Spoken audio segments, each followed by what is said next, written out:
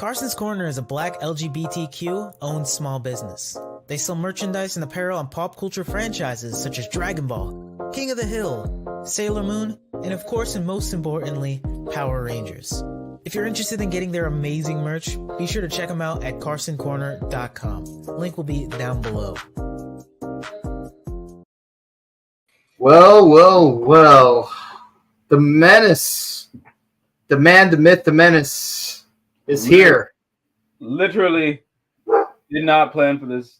As this started, I pulled out my G-Dragon Get Out hat because Get Out bowler hat guy. What I keep saying, it's always going to be a problem when you see him around. Of course, he unclenched his jaw for someone new, and I had to switch from K-pop. It's always something with the bowler hat guy. It's always something with the bowler hat guy. Basically, the theme of this episode, ladies and gentlemen, a water a day keeps the Delulu away. Yeah, I noticed that's a new meme that's going on because I saw a bunch of One Piece memes pertaining to that. Yeah, well, that tension gates first. We coined that phrase first. If One Piece wants that, they're gonna have to talk to our lawyers. Delulu. Yeah, I saw the word Delulu. Delulu, fine. But yeah, it's like Luffy's Delulu became his Trululu. See, that's fine. It's like as long as they know that our phrase is a water that keeps the Delulu away. If they want that, they can have to talk to us, and it's gonna cost them a pretty penny.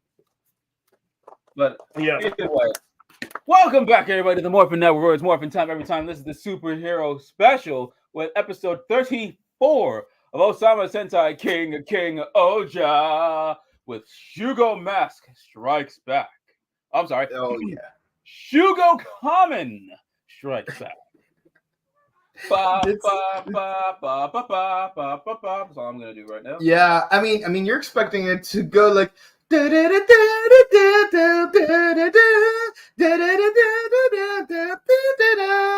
But no, it's not. I mean, maybe for Suzune it might be, but not for everyone else. I don't know, man. Like, remember How I Met Your Mother with the hot crazy scale? It's just proven Barney's theory correct.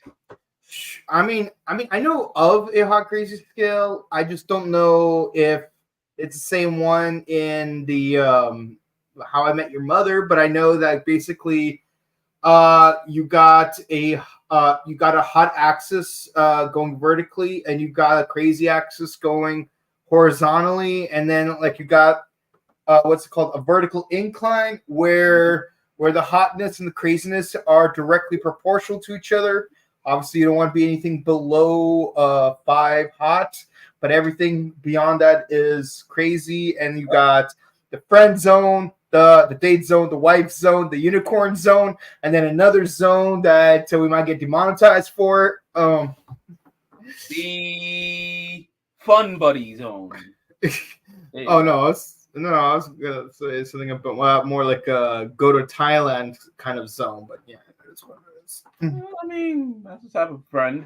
But yeah, no, something like that. But yeah, no, Suzume is exceeding that hot crazy skill, but Suzume has not been drinking her water in the last 6 months. And why do I say 6 months? Because our team is back from Earth.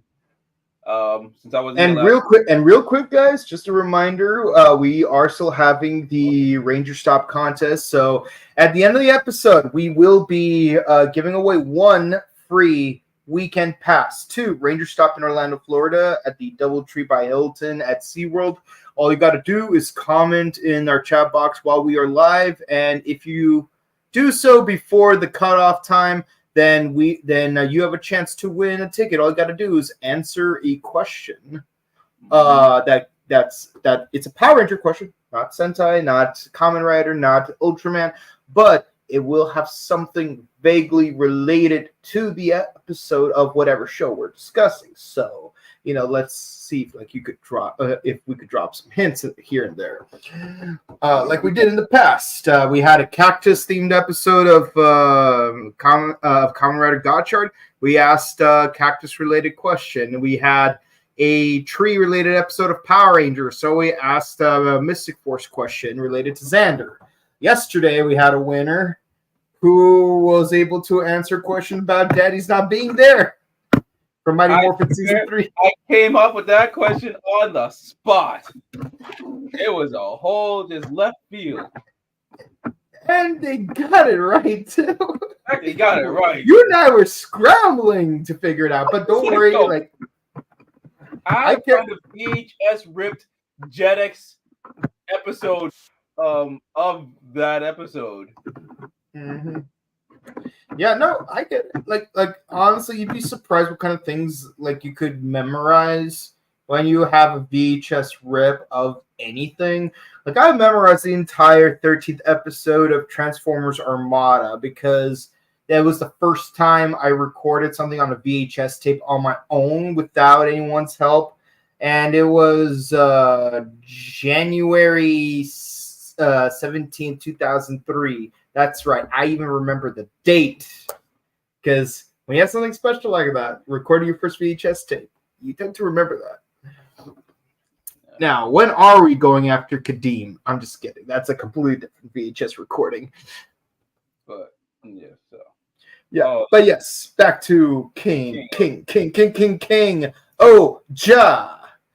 All right. But yeah, you're right. Everyone, okay, first of all, there's a whole armada outside of the thing. And no, not the Super Mega Force Armada, although that would be kooky. No, and unlike Megaforce and Gokaiger, yeah, we barely got into the atmosphere. Like even Cool Gaton got injured, but it's like, okay, but we'll still be outside and everyone's gonna be cheering. Nope. Actually, even before then, they were like traveling, and then you hear cheer. It's like, oh, we know that little mini row, but you know, they don't know what the hell that is. They don't know that. No. Yo, okay, here's what got me tripping. Ooh. Okay. Actually, no, I have nothing tripping about. I already knew. I knew from the preview of this episode, Bowler Hat Guy's coming. I already knew from the preview from the last episode, which, again, banger of an episode. I love that they combined the current dance with the old dance. That was a really good episode. That was a really good episode. But this, I already knew. We're going to have Bowler Hat Guy. Why? Because we need a conflict to the next part of the series. Yeah, because, you know, when Bowler Hat Guy's there, it's never something good. Like, have you ever had an episode that had Bowler Hat Guy where something good happened, aside from Racules presumably dying? To quote Professor Crowley from Yu-Gi-Oh! GX Abridged, F no! Man, that voice is like it haunts me at night. Yeah. It's like, my name is not Mr. Crowler, it's Dr. Crowler. I put the work in to get that doctorate. You will address me as such. Like I swear, like half the time I assume he's gonna pull a boa handcuff where he's gonna like lean back and be like, down on you, Sliferheads. I can hear the Professor Crowler voice in one of the, Galactabugs. No. I hear it in God damn, I forgot his name. Death Narok's old assistant. Yeah, that's the one. That's exactly the one. And I think it's because of the Blazer, if we're gonna be honest. And I don't mean Blazar, I mean the Blazer. But I'm gonna be honest, Dr. Crowler is such a menace to my ears that I can't even watch Dragon Ball series anymore, because when I hear Goku talk in the Funimation dub, I always hear Dr. Crowler's voice. I always hear Dr. Crowler's voice. When I don't even hear Goku's voice, I hear Dr. Crowler's voice when Goku talks in the Funimation dub. It's like, oh, come on, Vegeta. I don't want to see Bulma. I've already seen her when I was younger. I gotta really Google this. Dr. Crowler from Yu-Gi-Oh! Is not John Schimble. I would. But I digress. Yeah, they're back, but apparently everybody hating because bowler hat guy's here, and then he has the audacity to wear something from Ishibana while eating. He's wearing Ishibana jewelry and eating tofu food, and again, like very good food. Hate the name, but yeah, he is fat even compared to how he used to be. Oh shoot! It is Sean Schimmel. Yeah. Damn it. Yeah. I told you I can't unhear Dr. Crowler's voice. Even that raw yellow from season 3. I just hear two Dr. Crowlers talking to each other. But yeah. So this guy's back, and there's only one way to describe this guy. On his knees. How many times do we have to teach you this lesson, old man? Okay, that. But he's just on his knees, jaw unclenched. Who's it for? Dugaded. How? I don't know how, but he'll find a way to just be globbing on his noggin. And everyone is fanning over him. I mean, just look at this thumbnail. Look at Bowler Hat Guy. He's like, I'm so happy to be right next to this guy. He's way cooler than the KingOhgers or the Bonarok. I haven't been this happy since Hercules was president.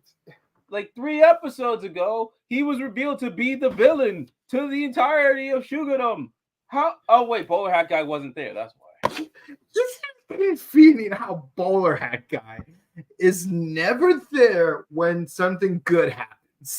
Nah, but when all the kings were being charged with treason, apparently, he's there. But when it's revealed to be Dugaded, he ain't anywhere to be around.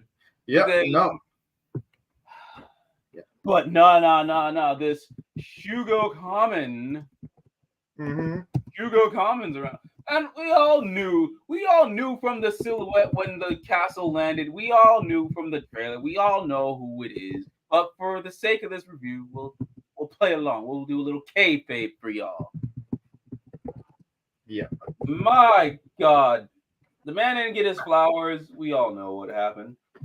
I'll say that. I mean, like, even if I humored that Shugo mask, like, could have been anyone.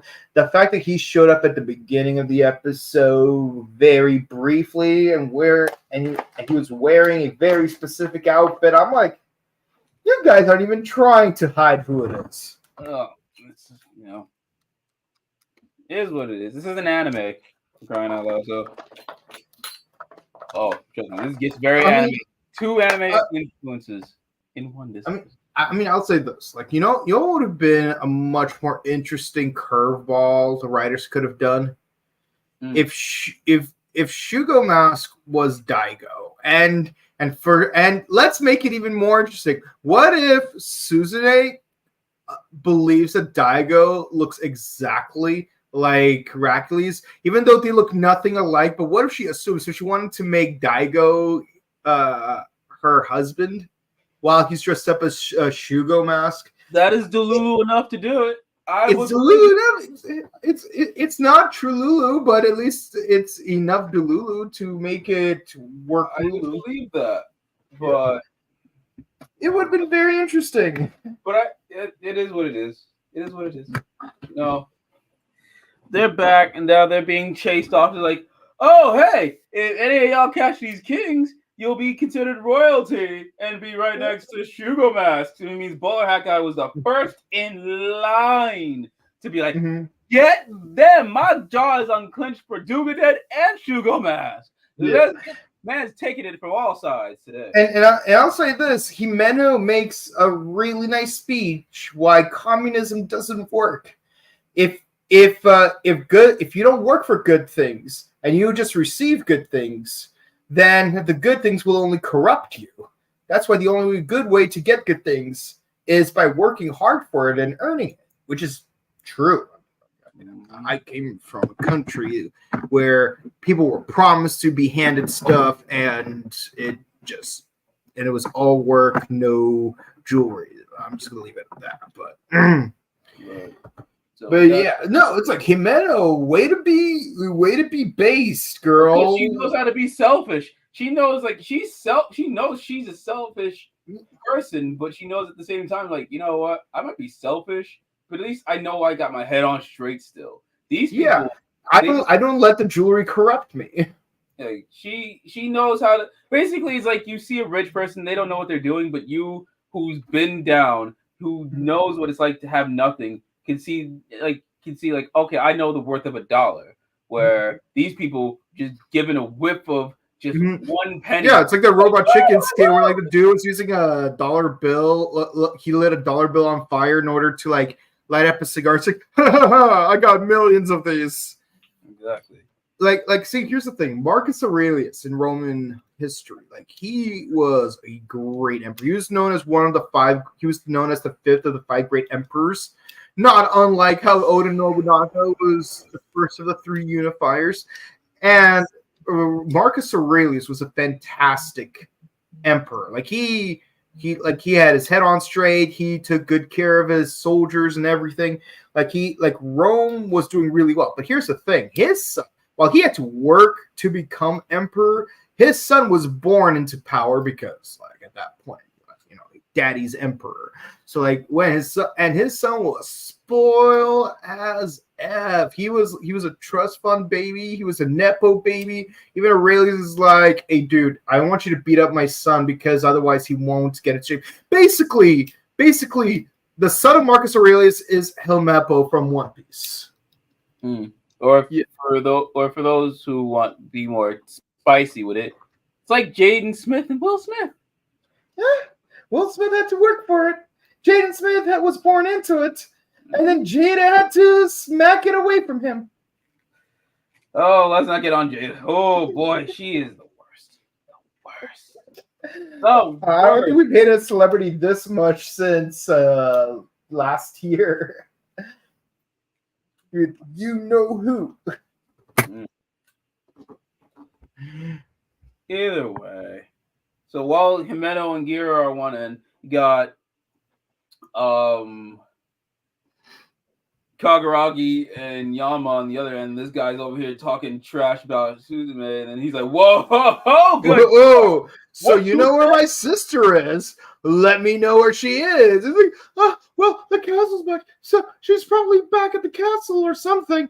And then he's just like, good. Keep my sister's name out of your mouth. Keep my sister's name out of your mouth. And then he used the dude's face as a tilt. Woo! Funny. It's harvest season, mother. And then obviously you got actually Jeremy and Rita didn't even leave the spot they were in. And then here comes Borak. Actually, on the subject, I love how, like, when everyone's being pelted by rocks, Rita just stood there and took him. Because they know they ain't gonna do anything. Because she'll rock their whole mess, and they're like, "Oh, you want to throw stuff at me? I will have you, digging up snow like this was holes, boy." Dig it up, dig it. You Camp ain't no D-tent. Camp Snow Lake ain't for the faint of heart, y'all. Yeah. Camp Snow Lake or jail. Well, I've never been to camp before. Dig it up, You know what keeps the Yetis at bay though? Blue butterflies. You don't have to worry about the Yetis as long as they have plenty of blue butterflies. I set that one for Jared because I know how much you would appreciate that. Yep. In my damn slipper. Yeah. Yep. Jared's like,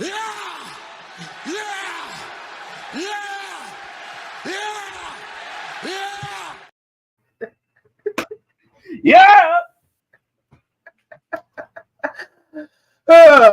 Speaking of nose, we got Bugnarok. Oh. And it took me a moment to realize, oh snap, it's Bugnarok. Now here's what got me. This bug made 2 anime references in one episode. This part, that scene you have is him doing the hustle, hustle, hustle from that Naruto episode of Kakashi's Mask. I also see it as a Q Ranger reference because Q Q Tama Tama Tama Q Q da da da da da da da da, and then they thankfully changed the choreography as soon as Ursa Minor Sky Blue showed up, because it's like you can't have a 9-year-old doing this dance. But then I have to ask, what's stopping the 9-year-olds watching the show from doing the dance? Exactly. Now, here's where it gets even more suspect, though. The first episode to feature, because how you have 2 Rangers in the corner of the screen doing the dance. Yeah. The very first time Ursa Minor Sky Blue is doing the dance, he's paired up with Chameleon Green. Lucky little bugger. That's even more suspect. Lucky little bugger. Oh, Chameleon Green can get this work, but I digress. I remember making this joke where in 2017 in Japan World Heroes, the Tokusatsu meetup, it will just be a bunch of Hammy cosplayers, a whole army of Hammy cosplayers. Nice. Nice. And Loki kind of was a thing because there were at least 3 of them. I don't blame them. I mean, because what's the alternative? Going as Raptor in that giant mecha suit with the wings and stuff. Yeah, but then you got to remember, Raptor's Gokai Yellow. Mm-hmm. Yeah. But then it gets weird because she's also Kar in Digimon Adventure Tri. And Kizuna. And I in 01. I find it very interesting. AI. It's artificial intelligent and it's about love. I did not know that meant love until Shiny's Dazzling Girl. Really? Wait, so in Korean it also? Well, no, that was actually their Japanese release. Oh, okay.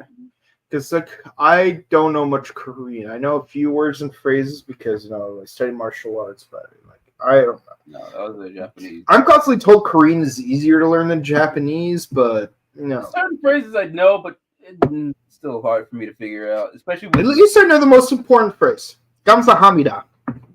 Yeah, that I do. It's the name pronunciations that always kill me. Yeah, Gongso Hyuk. I don't even know what show I remembered that name from. Probably Lookism. This book has a whole year and a half of K-pop we've reviewed. Half the names I cannot pronounce. It is not easy. But I digress. No, pronouncing Mandarin is hard because not only do you have all these syllables, but there's but you also have to emote them in 4 different ways. Ma. Oh God, I'm back in Chinese class again. Oh God. Yeah. No, it's no. I mean, I wish I could be omnilingual. I want to know every language ever. Heck, I love how in Firefly they would swear in Mandarin to get past the American censors. I love that. Yeah. All right. Bugman is literally doing the hustle from Kakashi's Mask episode. So he's a golden repaint of the Fly dude from first arc, and I have to say I'm not enjoying him being a merchant as much because at least when the other one was a martial artist and he's got those hands clasped together, it's he's got a Zen mode and he's got a savage mode. Okay, I get it. It's like Kenzo from JoJo's Bizarre Adventure, but he just wants money. That's why. That's what made me think of Kakashi's Mask. Is he's yes, let's get that money, hustle, let's go. Yeah, I'll say this: when his mannerisms and the fact that he constantly talks about being a merchant kind of reminds me of one of my most favorite children's storybooks. It's called The King's Fountain. And basically it's about a king who wants to build a fountain at his palace. But building that fountain would cause the water to dry up in the village below, right? So you got this guy who wants to like tell the king to not construct the fountain, but he doesn't know how. So here's my favorite. So here's what I love about it. So first person he consults is a philosopher because he's supposed to be wise. He's supposed to know everything. But the thing is, the philosopher uses all these platitudes and language that the common man would not understand. So he's thinking, what good is having all this wisdom if you have no way of phrasing it to other people? So the next person he goes to is to the merchants who have silver tongues and they could convince anyone to buy anything. But he tries to convince them to talk to the king, but of course they're too cowardly because the king approves their ability to sell at their shop. So like they don't want to do it. So it's like, what good is having a silver tongue if you don't have the strength to back it up? So then he goes to a blacksmith and he asks the blacksmith, hey, do you think you could help me convince the king not to build a fountain? He's like, yeah. And you know what? I'm even going to smash all the windows and fight all the guards and everything. And he realizes, okay, you know what? What good is strength if your unprovoked violence will make people not want to hear what you have to say? So then the guy just goes in by himself and he tells the king, listen, I don't have the wisdom of a philosopher. I don't have the silver tongue of a merchant. I don't have the strength of a blacksmith. But you got to understand, you can't build a fountain because people will suffer. And then somehow the king listened and he's like, okay, you know what? You have swayed me. And so everyone is saved. And what's beautiful about it, it's not about being the best at one of those three things: strength, wisdom, charisma. It's about having just the right amount of all three together. I'm literally the entire time just thinking Emperor's New Groove. I mean, Emperor's New Groove could be based on that. I'm sure it is. Yeah. I mean, although technically,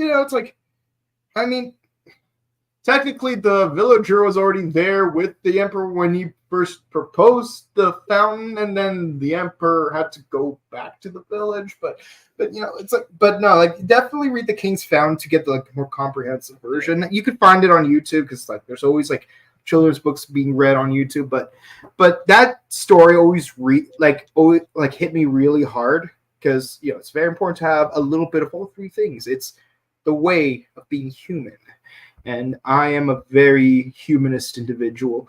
But so this guy, like Mr. Hustle, as you put it. Hold on, why is the thing not working? Give me a second.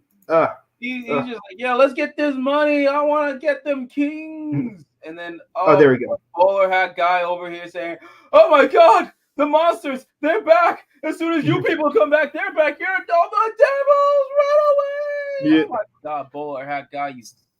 So we get something that we've seen far too many times before. The Rangers fighting the Bugnarok. Tale as old as time, sword as old as rhyme. Beauty and the bugs. Yeah. But we do find something very interesting. Turns out Gust had a little something for Gira. He has the Prince sword. And I'm like, wait a minute. I was confused for a second. Wasn't he supposed to have isn't Prince supposed to have that sword in order to transform? No, he made a second one. Oh, okay. I don't think they really he clarified. said it's like, I made this because he made the one to transform for Prince. Yeah. And then he made that one for Gira to test to be like, Let's see how this plays out. Oh, look at that. Still needs work though. And he's like, damn, I'm good. Yeah. And I was like, vamos la amor, macho. Vamucho. Gabricha, make mucho.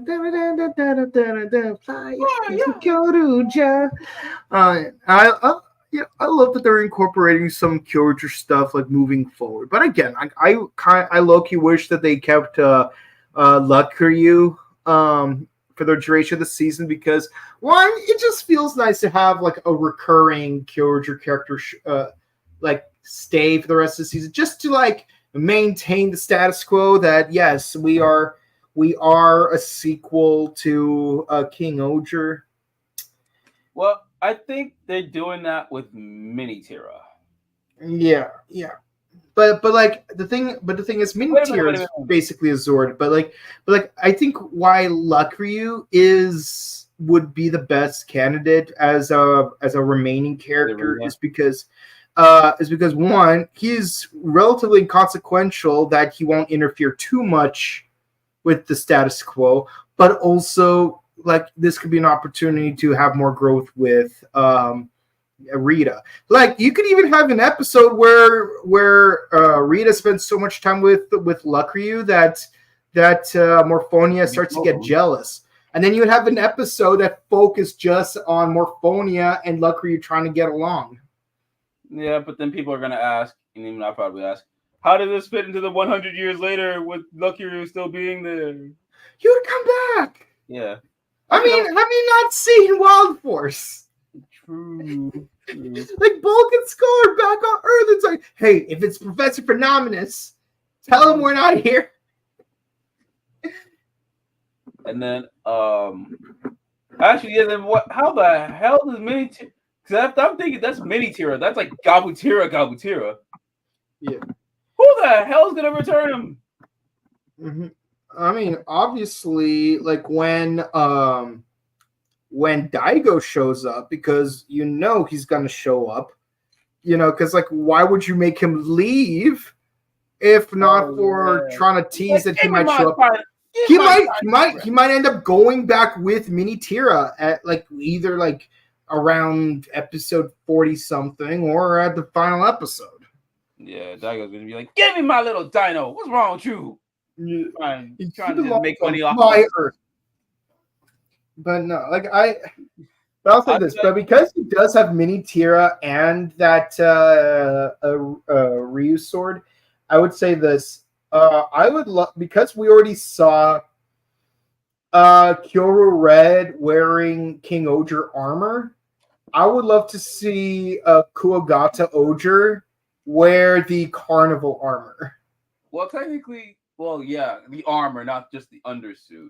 Yeah, that's what Prince has. He has the carnival undersuit with KingOhger garb. Yeah, and then okay. I can see that. Yeah, because I know they did that in Dawn Brothers versus Zenkaiger. Yeah, they had the whole Dawn Brothers with the Zenkaiger. Actually, you know what got me mad with Zenkaiger versus Kira Major is instead of utilizing their respective power sets, it was the Zenkaigers just getting the Kira Major power up. Yeah. Which I'm not like, infuriates me, but I'm like, it made little to no sense, but whatever. I mean, at least with like Go-Go 5 versus Ginga Man, like they used the lights of Ginga onto their Victory Mars Megazord. Oh yeah. But at least they explained it. You know, like they explained it pretty well. Even in the American counterpart, like they did it pretty well. Yeah. Man, I can't believe McDonald's should have played that off as a movie. I have that somewhere. And the funny thing is, like they keep if you have the official VHS of it. Like they keep advertising the 3D glasses, like you will know the experience of being a Power Ranger. I'm like, bogus. Oh my god, it's somewhere buried in my basement. Like the glasses didn't even work. Like, what was even the point? Marketing. I was like, well, this further. Little did I know back then that this would later prove a point that I would have to really emphasize in 2012. Just because you can use stereoscopics on a movie doesn't mean you should. Case in point, watching Winter Soldier in IMAX 3D. Like, you're not going to be able to really appreciate the choreography of Black Widow fighting those dudes in that staircase on that ship because the image is way too damn blurry. Exactly. That's not even planned, y'all. I literally keep this on display because I love this cup. Picked it up at I love it when it's all coming together. Yeah, but yeah. So yeah, Gira is just Yanma's guinea pig for the new sword, and then the kids, the smartest characters of this. Although Boone is he's a little preoccupied with his game, but luckily he's still not like oh Gira, you're evil. He's just a kid playing a video game. Thank God. But he's not as clear-headed as Homegirl though. Like she's like just he's like clearly Boone is definitely more absorbed than she is, but not as absorbed as the other Shugotomites. Yeah, like they're both smart. You know, like low-key, like, you know what's funny is that the other, like earlier today, I saw that scene from Princess Diaries 2 where she's like on that parade and she meets those orphans and takes them to the castle. I'm like, remind me again, why did Gira not do this? Because I kept saying Gira should do this, but he never did it. So it's like, what's going on? I think he is at the end of the series. Because I guess because like he's still like figuring out what it takes to be a king. Yeah, it's been 2 years, but it's like he's not a king. Like he played pretend king for a very long time, but this is like him being actual king. So it's like, I think this arc will help him realize what it really takes to be king. Right. But I'll say I feel like they were already trying to do that in the first arc when he's learning about these other cultures in the GQ, like how there are different ways of electing their of them deciding who their monarch should be, why they are the monarch, how they run things and stuff like that. It's like Himeno blows up orphanages, but only to build an even bigger orphanage with a garden and a swimming pool. Yeah, I think like that was just like him learning about the lands, and then now, that was him learning about the other kingdoms and how they run things, and now he's learning about how it's really done to be a king of Shigodom. Yeah, and this is going to play into the scene later on that we're going to have to discuss. So luckily, again, smart kids. Protect them just protect them. Good Lord, Oh, and also they're eating premium tofu cuisine. Yeah, like Kaguragi is not happy about this. And they're just like, well, because Dugadet is just like, even the kid is like, yeah, he's just bribing us, because you guys are gone. He's like, well, here's the explanation for that. Like you mentioned it briefly, and I interrupted a little bit. Yeah, so due to the theory of relativity, while it was only a few days for them to travel from Earth to Chikyu, it was 6 months, and of course, the war with the space bugs ended almost instantly after the KingOhgers disappeared. Yeah, and then everyone got Kami spoiled, and I'm like, damn. Way to gaslight everyone. Because it's like, oh, well, even Giro's like, well, we weren't. Basically, it's like how Goku thought at the end of the Cell Saga. Is like, look, I am the problem here. I gotta stay dead. But, oh no, like I said, the answer to everything that's going on, wibbly wobbly, timey wimey. I love how freaking Shenron in GT straight up says, yeah, Goku is definitely the problem. I'm going to take him to another dimension so that there will be no more evil in the universe. Damn. See? Yeah. Which, by the way, I actually had to make this thing because I pretty much had to, because I had to watch a very cringy video at a certain convention, so I had to make a certain image. Hold it right over there.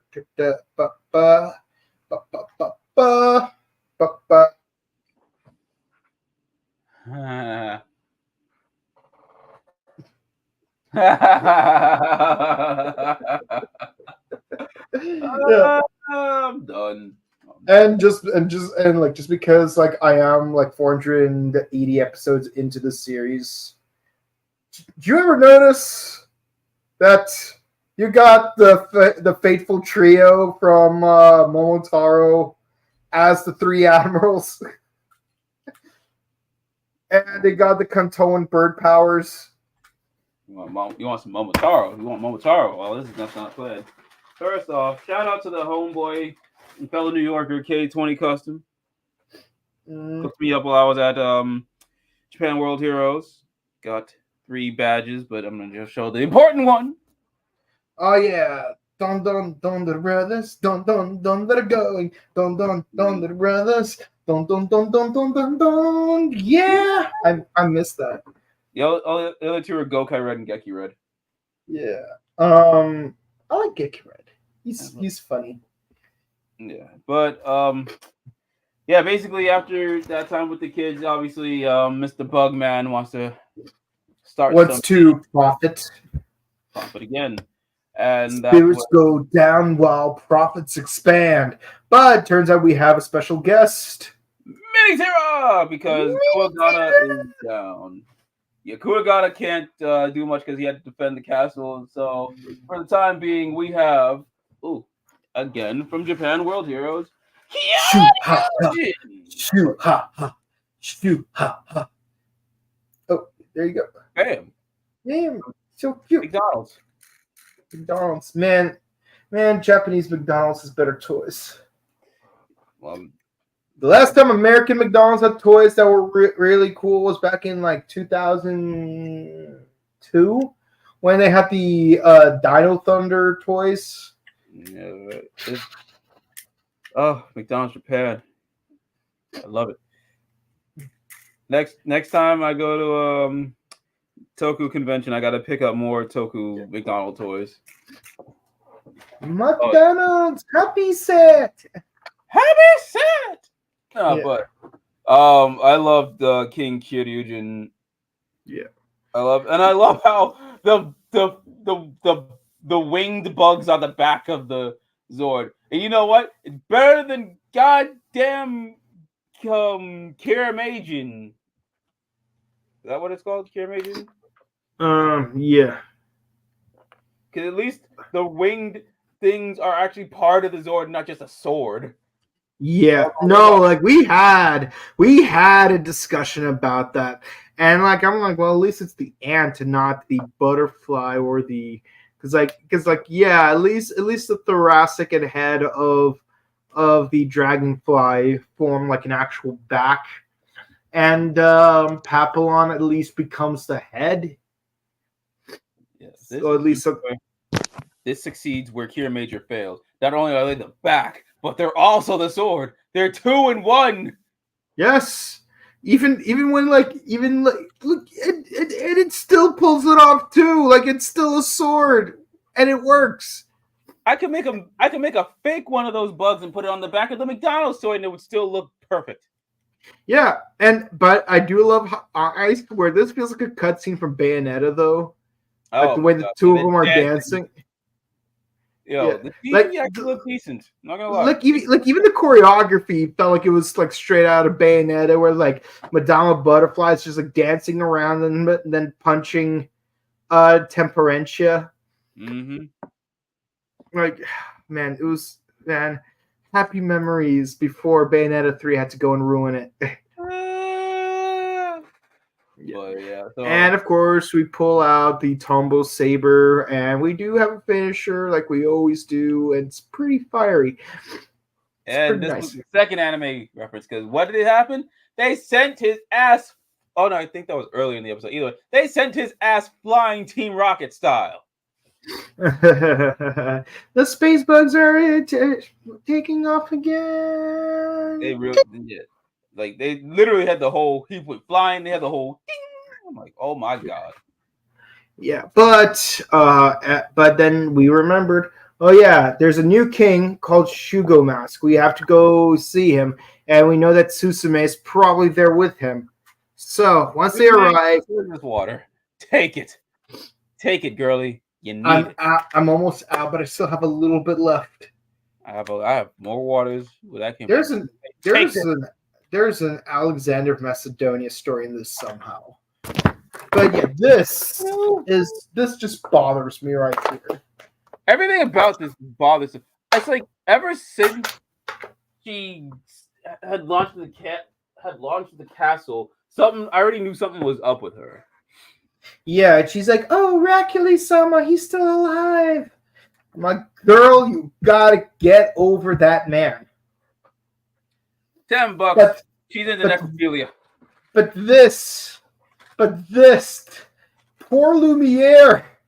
No, that got this time around, he doesn't deserve it. No, he is faithful to the king, the true King Gira. He knows Gira. He is him. That's why I like him. Like, you know what? You came around. Lumiere. That's why I like Lumiere. Even Lumiere. Like, there was a brief moment of hesitation once or twice during Hercules' rule. Although the question is now, it's been 2 years. Did he become a better father? I would like to know that myself, and I certainly want to hope so. Because he's always pressuring his kid to be like that math genius. So, like, let's hope he became a better father for 2 years. But we find out that yes, this is Shugo Kamen.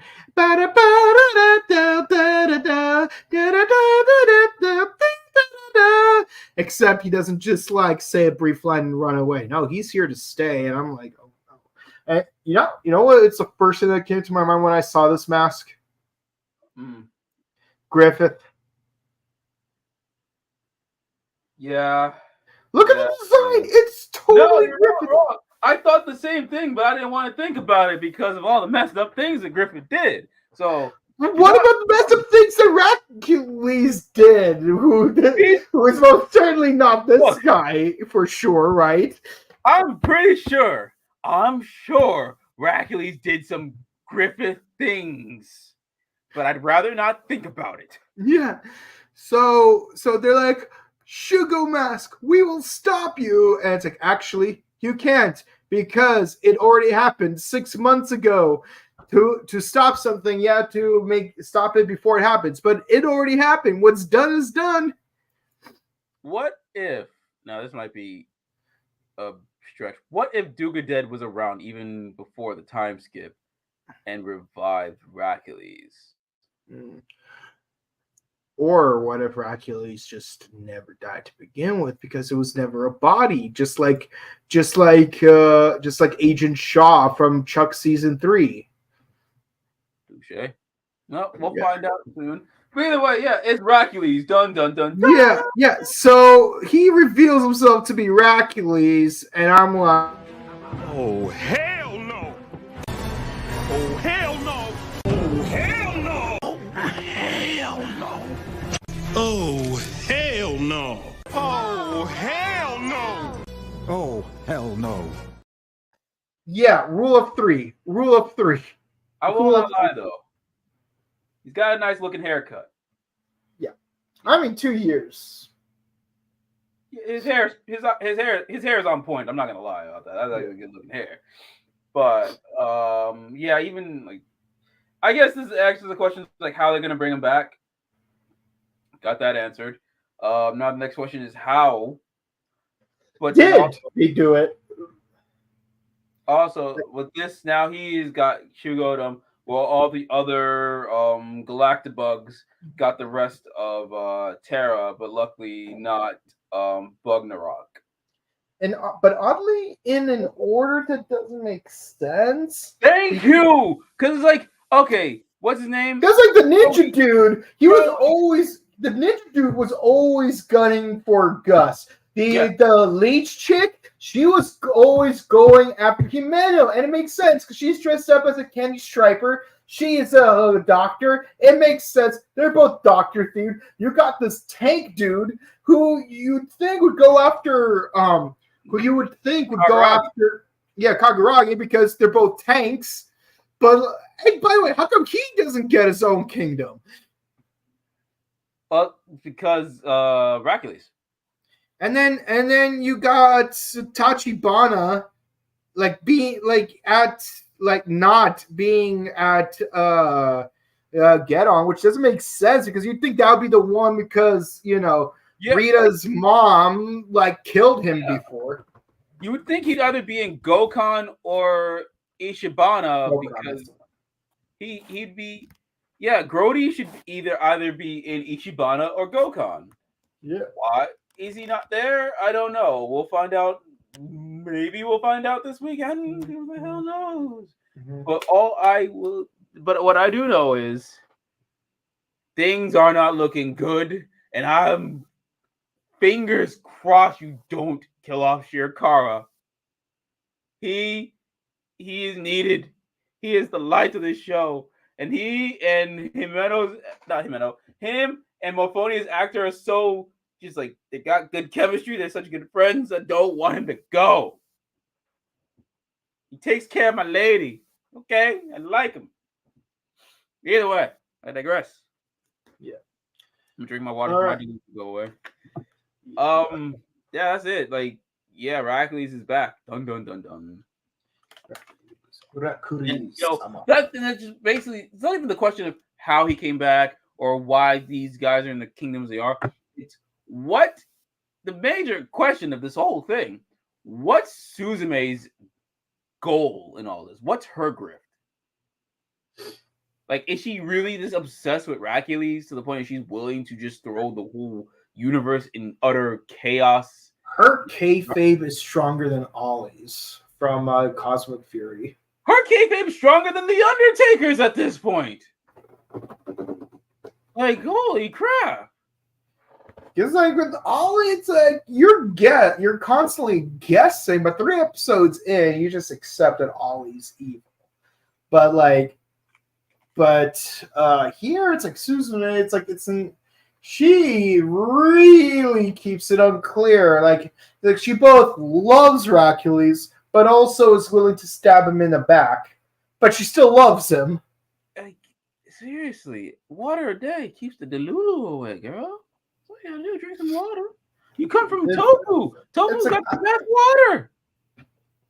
What you doing? That's why I've come to reject Suzume as one of the 20 braves of Chikyu because she's the most inconsistent. She's toxic. That's what it is. She's toxic. Toxic. Like, you are literally gonna manipulate your brother for what reason? He is just trying to look out for you because he feels that strongly and passionate, not just for his country, but also for his family. And here you are obsessed over this king that is literally trying to destroy the universe. And I will also say that Hercules' I dug my way out of hell. Nice little callback for Gira. Yep. And just a reminder, guys, we only have a few more minutes before we cut off entries to the Ranger Stop contest. So if you want to win a chance to go to Ranger Stop, all you got to do is comment in the live chat right now before that chance slips away. And once you're eligible, you just got to answer a quiz question. Yes, sirs. Yes, sirs, ma'ams, and whatnots in between. So, first off, episode's a 10 out of 10. Love this show. The show has not failed. It just keeps getting so good. Yeah. I give this episode a 10 out of 10 as well. I mean, previous episodes, they weren't as good, though. Though I will say this, the crossover episodes were pretty damn good. But it's like, honestly, like the one downside for me is we're back to square one effectively. Like, yeah. We're literally back to square one where Gira is on the run. Now it's all the kingdoms. Yeah. I think that's what I like about it. And also, it's kind of unfair the way Hercules took over because like, to Gira's credit, Gira in just 2 years took over all 6 kingdoms. Like, Hercules was struggling so hard to to have everyone hand over the 5 kingdoms, but Gira one-upped him. Like, he not only succeeded, but he ruler of 6 kingdoms, 5 plus 1. I think that's why he failed to be understanding what it's like to be a king of Shugodom, just strictly because he was watching over all the other kingdoms. So I think that's what builds on to his, like, this is what builds on to his character of learning what it truly takes to be king of Shugodom, not just, worrying about splitting yourself amongst all the kingdoms, but like, truly being one kingdom in all, something like that. Yeah, but, thinking back to when I watched the final episode of Pokemon, like, honestly, like, I know a lot of people were either happy with the end of the series. Some people were sad, but me, I'm gonna be honest, that episode made me existentially depressed because, like, if you really pay attention, it's a very depressing episode. It's not happy-go-lucky. No, it's not even because you say goodbye to Ash. It's like if you pay attention to the episode, it's like the whole 11 episode arc is like, now that I am the world master of Pokemon, no question or dispute about it. It will never be questioned ever again until Pokemon GX. But it's like these 11 episodes, like, now that I am a master, like, what does it mean to actually finally have become a master? Like, now that I've achieved my goal, what do I do from here? Honestly, I don't think he should. That title of master is not really earned because he's had multiple opportunities to become champion, and he's always lost. And it's always to teach him how to grow as a trainer. But the thing is, he defeated the other champions of other regions. Like, first of all, he's the champion of Alola region, no question. He has that champion.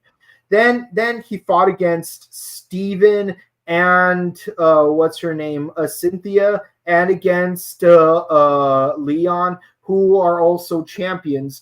And they defeated other champions because it's an 8-way tourney tree. Oh, okay. And then, he's world champion. Yeah, okay. So he is without question the world champion. He has defeated the best of the best of the best. He finally beat him. He couldn't do it before. It's like, well, I couldn't do it before, but I can do it now. It's like even if he lost to Leon, he can still say, I am the champion of Alola, Hoenn, and Sinnoh, no question about it. But he's not the champion of. And at worst, he would say, I'm the second greatest trainer in the entire world. Which, don't get me wrong, it's not as good as being the greatest champion of the world, but being second best in a pool of like several million trainers, that is still something to brag about. Yeah, it's like Afro Samurai. Yeah, but the thing is, like, now that he's done it, like, what's left for him to do at that point? I mean, obviously, you could always, like, go to the Pokemon, complete the Pokedex and whatnot. But let's focus on that last episode. Like, the entire episode was just a montage of him having one-off adventures. Like, literally just. I was gonna say, he should just go back, like how Trainer Red is staying up in the mountain. He could just done that.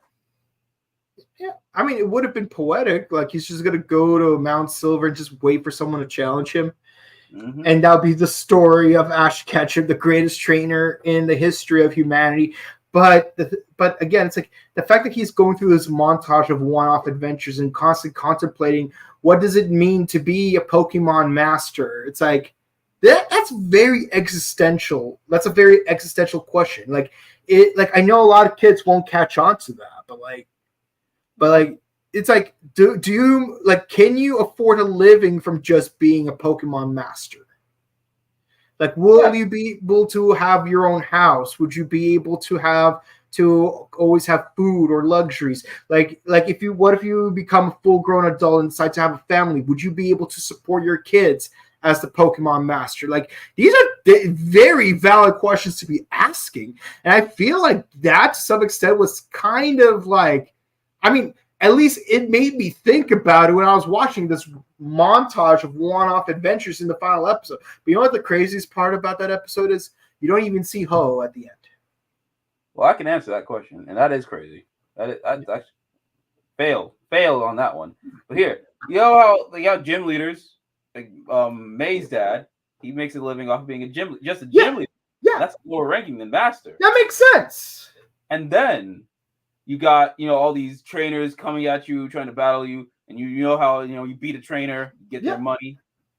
So, I think. But the thing is Ash going to station himself as a champion, or is he gonna station himself as a gym leader or a member of the Elite Four, where like he would be constantly getting a regular influx of trainers for him to fight and then make money off of? I think as long as someone tries to battle him, he's good. Yeah, because I feel like there's only so much repetition you could do like from some kind of activity. Yeah, but yeah. So I do find one thing interesting from what Rackley says. It's like I became king through the use of cunning. I seized everything that is beautiful, and I will dig my face into the dirt if it means achieving the greater good. And the scales will always be frozen in my favor. I'm like, oh no, you did not just rip off everyone else's catchphrases because he's Hercules. But that's why I say Gira is going to really learn what it takes to be king of Shigodom, because he was just watching over all the kingdoms for the last 2 years, but now he's going to understand what it really, really means to be king. Yeah. And I think defeating Hercules is going to really push him more towards that. And then when we get to the end of the series, he'll be a fully fledged king. I'll say this: one thing I loved about Geki Ranger is how John and Rio are constantly training to one up each other. Like no matter how strong either one of them is, they're still constantly training to become better. So that they could gain a gap ahead of their opponent and maintain the distance between them. Here, it's like I hope that Hercules using that phrase means that he learned something from fighting Gira, and now he's going to become more powerful. Not because he's back from the dead or he got augmented by the space take bugs. Gira's crown and try to use that, but then Gira's got the little Kyryuger sword. Bam. I hope that like his like the greatest contributor to his leap in strength is literally him learning from his defeat against Gira. Yeah. Or like basically take the Goku method. Always better yourself. Yeah. I thought that was the Vegeta method. No, Vegeta's just to try to catch up to Goku. Goku's method is just to be better than himself and better he basically just wants to improve. He doesn't care about who's the strongest. He just cares about improvement, mastery and whatnot. But yeah, that's KingOhger. We already said our scores are 10 out of 10. Before you guys give your score, it's time to answer the question. If you want to hold on. Let's see the comments because we're doing comments. Okay. Yeah. Okay. So guys, this is your last chance. By the end of the comments, we need at least one more person to comment in order for anyone to be eligible. Stop. Yeah. Okay. Chest of Greatness says, I can't believe the title is a Star Wars reference. Yes. Yes, it is. I'm thinking Star Wars Episode 3 for some reason, but I could be wrong. Star Wars Episode 5. Oh, but the title. Yeah. But you know what's weird for me though? I was thinking of Mewtwo Strikes Back. Well, I mean, we already had a Pokemon reference, so yeah. Yeah, but also he's got the helmet on. Yeah, I mean, just like Mewtwo. Yeah. Welcome back to Terra. I mean, I still call it GQ because Terra would be our Earth. Okay, first space battle in your return yet? Yep, first time. Royal Sentai is back to get stoned. It's not even April. Oh no, Hat Guy's back being a jerk. Yep, he had to do something to get that bling bling on. Y'all know what he had to do to get that bling bling. They call him. Oh man, thank you for reminding me about Johnny Test. I was talking about Bernie Mac's character from House Party 3. Called Jawbone. Okay. Yeah, you just remind me of one of my favorite lines from Jane Silent Bob Strike Back. Oh, look at that! Jane Bob's Silent Bob Strike Back. Okay, so it's like, oh man, this is gonna make House Party look like House Party 2. It's gonna make House Party 2 look like House Party 3. Just shut up. Yeah, bowler hat guys. This episode is called Jawbone. They like Doug. They've been gone for 6 months. Even Jeremy doesn't know that. Yeah, and he's supposed to be the storyteller. Yeah, I guess he's chase still the working kings on it. except for the sovereign and the Spider Kid. Yes. Greed will slave you. Don't be tempted by the church. Exactly. See, what's her name? Himeno. She is self-made for the most part. But she's wifey material and white. Yeah, that's why she's wifey material, and she's being based with that anti-commie stuff because it's like, yo, man, like the dream that you are dreaming is actually a nightmare. And ironic coming from a freaking monarch. Mm-hmm. Yeah. Again, it's like there's a difference between like earning your valuables versus like I'm gonna be honest. She was born into it. Yeah. But the thing is, she kept it though. Like she maintained it. See, that's right. All this is coming from a nepo baby. It's not the fact that she's a monarch. She's a nepo baby, and she knows better than people. Yeah. It's sad. I would not. But if nepo baby knew more than I did, I would feel a type of way about that. Yeah. Yep. It is what it is. But a sister. Yeah, unlike someone's sister, exactly. Yeah. See, Kaguragi would know better. Suzume would not. That girl needs water. Another Black RX final form. Yes. Mm-hmm. I still like the suit though. I actually like that suit. Yeah. The original. I like the original version of it though, like the white one. Yeah. I'm I like a sword, but he made a second one. Yeah.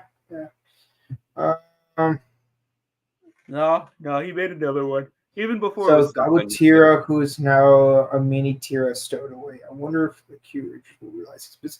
I know, right? I think that Prince knew that he was going off. Mm-hmm. Yeah, Prince knew. Let's dance with King Kyurujin. I hope we get more dance fighting. Dance fighting. Oh man, dance fighting's not even a thing. Not if you know the moves. Man, I love that old video where Batman and Robin are in therapy because Batman's considered that Robin's gay, and they just roast Batman for being gay. Or it's like black rubber suit, exaggerated codpiece. How am I the gay one? Hey. The Panther suit is still looking cool. Yeah, the Panther suit had the cod piece. Yeah, the Panther suit had the nipples. But the Panther suit looked cool. Do you like Ty? Oh my god, I love Ty. Okay. Suzume has turned to the dark side. She been in the dark side. Let's keep it 100. Can we have that cute scene when they were dancing at the festival? But that's because Hercules was presumed dead. Let's be honest. No, she was sucking on some necrophiliac type of dende. Oh man, Lenny Pator, like a freaking Yu Hakusho bridge. I love how it's attention everyone. This is the neighborhood watch, just reminding everyone that necrophilia is still a crime. And then Keiko's like, God damn it, neighborhood watch. I mean, yeah. Keiko.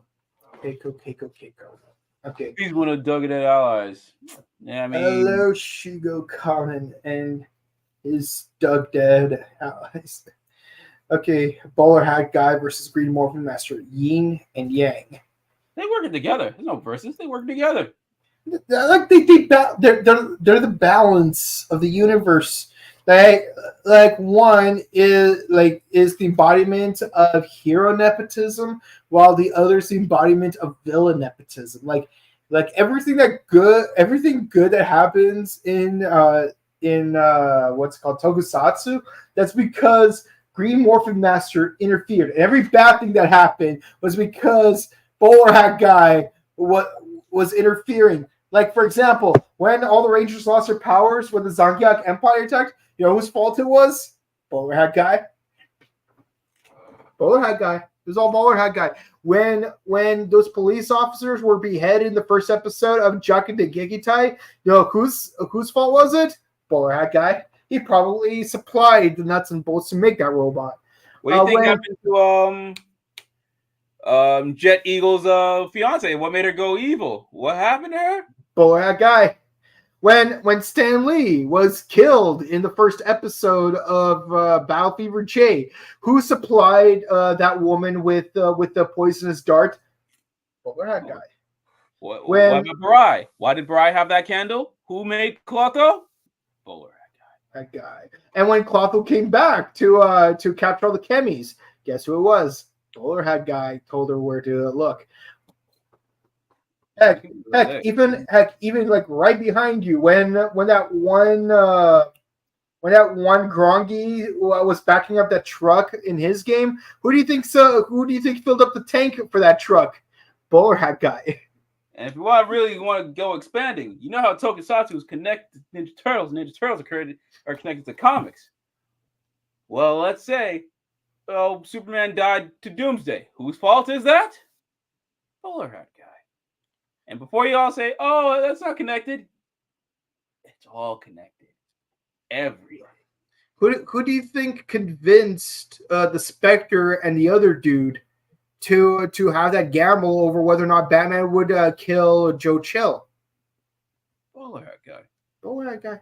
When Mary Jane went off with what's his name, Paul. When Mary Jane went off with Paul and just cucked Peter while Peter was doing his job saving the universe, whose fault was that? Bowler Hat. Bowler Hat Guy. I can do one better. Who do you think shot that sniper rifle that killed Aunt May that led to one more day? Bowler Hat Guy.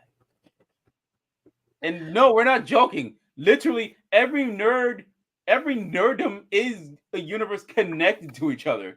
These might be jokes, but these are true jokes. Mm-hmm. Who do you think gave me sciatica right before Power Morphicon? Bowler Hat Guy. I did see a guy in a bowler hat at the gym when I got sciatica. That is no coincidence. I might not have realized it yet, but I was wondering, why is that one dude at the gym wearing a bowler hat? This is when kayfabe got real, y'all. It's not a work no more. It's a shoot. It's a work shoot, damn it. Yeah. But yeah. Or when what's it called? Or when the system was busted back in 2018 and caused everyone to wait in line for 5 hours in Anaheim Convention Center. Who do you think hacked the system? Bowler Hat Guy.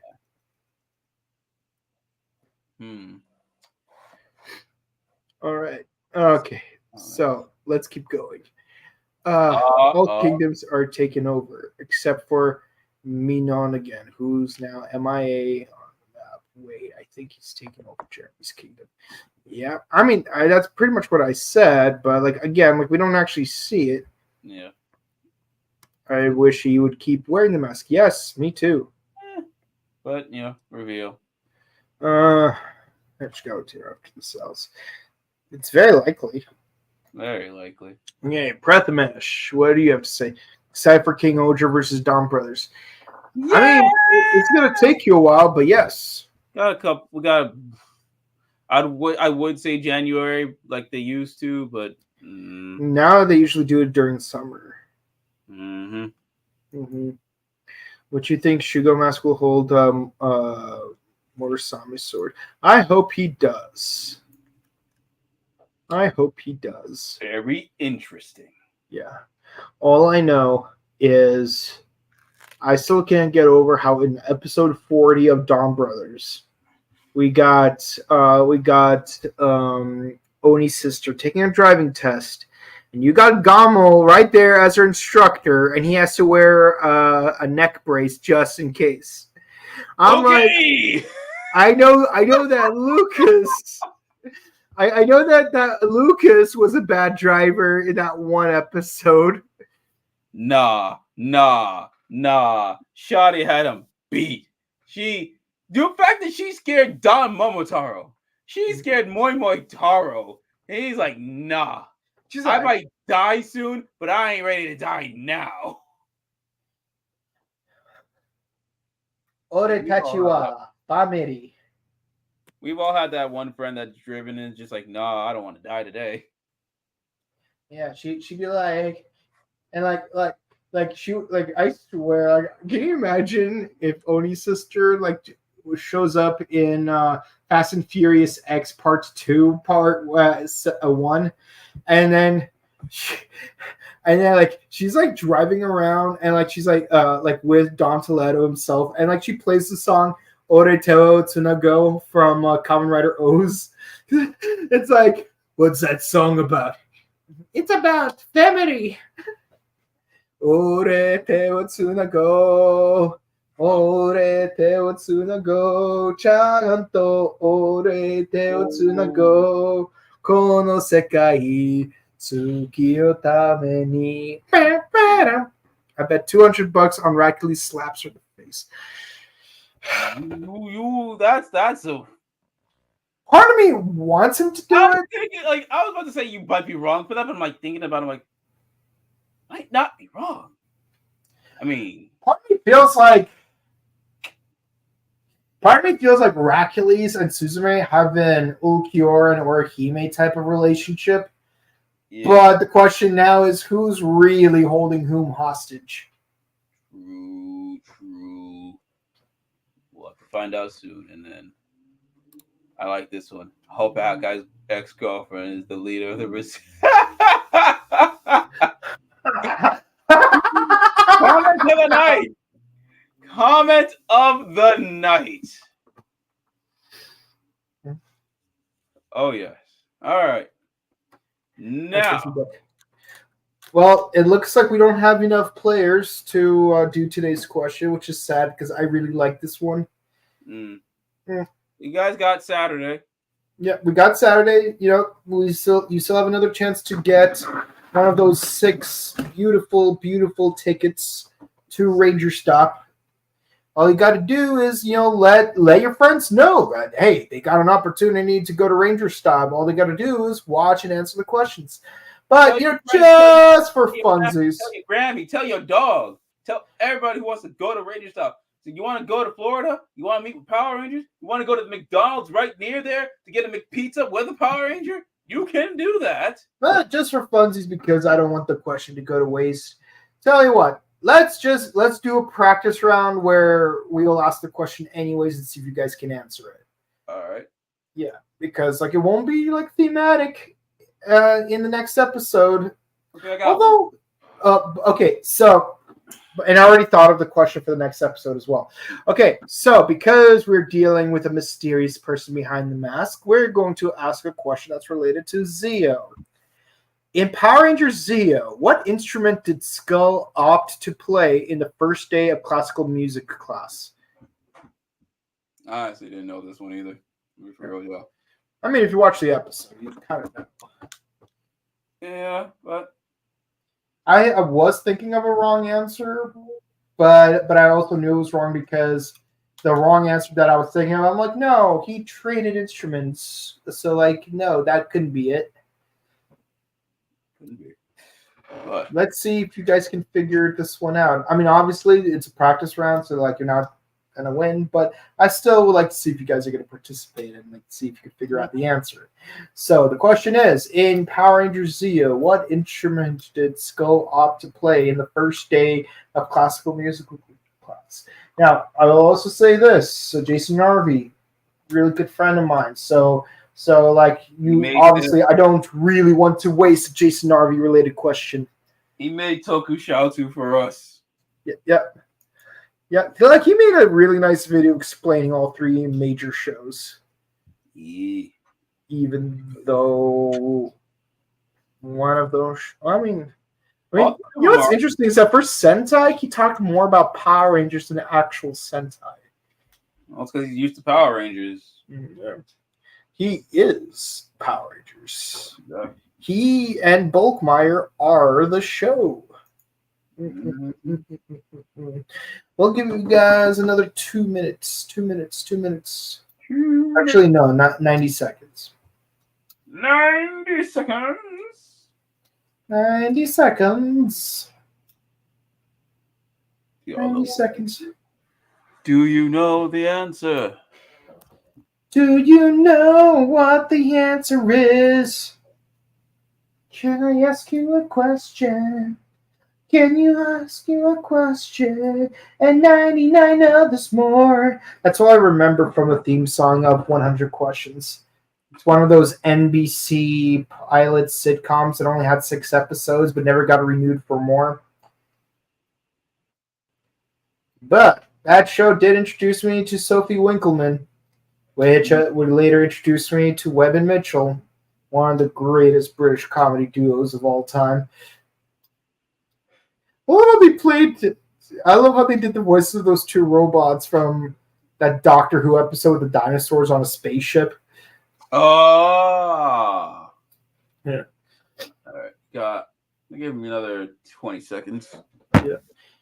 I love how what's it called? Okay, so there's a lot of advertisements lately for that movie with Jennifer Lawrence, where she's trying to seduce that 19-year-old kid. Oh, I saw yeah, and I swear Matthew Broderick in that movie looks he looks exactly like the evil scientist from that Mitchell and Webb look. The one where it's like, no, I don't want to hatch. I want this door to rotate along its axis, roundy round. Okay, time's up. No one answered the question, so we're just going to... You failed. You failed a test that wasn't even assigned to you. But we'll tell you the answer. But we'll tell you the answer anyways. The answer is drums. That's right. He most people would think, oh, but he plays piano. Yes, he plays piano. But when he showed up in the classroom, he walked in with a triangle and switched it with another dude to be at the drum kit, and that's where he found out that Adam could play chopsticks. Hey,